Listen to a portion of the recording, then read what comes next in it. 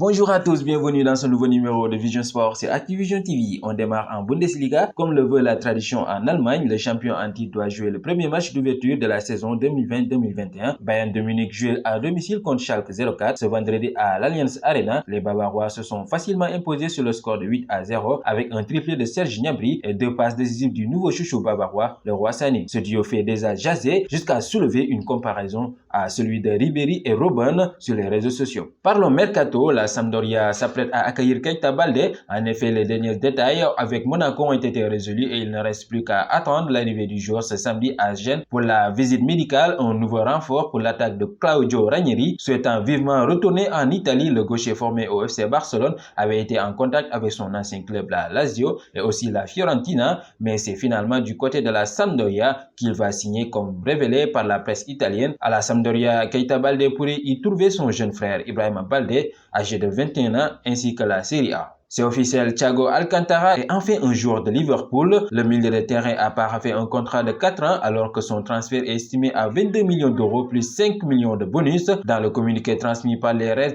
le meilleur joueur de la dernière finale de la Ligue des Champions a expliqué son choix, affirmant qu'il est venu à Anfield la première fois en 1998 pour venir voir jouer son père Mazinho, joueur de la Celta à l'époque. L'international sénégalais Ismaïla Sarr devrait bien quitter les Hornets de Watford cette saison. Le club a été relégué en Championship, ce qui devrait conduire à un transfert à hauteur de 5 buts et 6 passes décisives en 28 matchs la saison dernière. L'ailier est sous contrat jusqu'en 2024. À 22 ans, il pourrait connaître son troisième club. Le Daily Mail annonce que le joueur est sur les tablettes de Liverpool et Manchester United. Du côté des Reds, Sadio Mané ferait le forcing pour que son compatriote le suive. Chez les Reds, il est considéré comme un plan B en cas d'échec du dossier Jadon Sancho. Au programme ce week-end en Premier League, United affrontera les Eagles de Cheikhou Kouyaté pour débuter après avoir terminé à la 3e place la saison dernière. Bousculé par le premier Leeds lors de l'ouverture de la Premier League, Liverpool va connaître son premier gros test dans la défense de son titre avec un déplacement chez Chelsea, grand animateur du mercato cet été pour la 2e journée ce dimanche. En NBA, c'est la 2e saison consécutive que la star des Bucks reçoit le précieux sésame. D'ores et déjà éliminé des playoffs, Giannis Antetokounmpo aura visiblement de quoi se consoler dans les prochaines heures avec ses performances dantesques en saison régulière.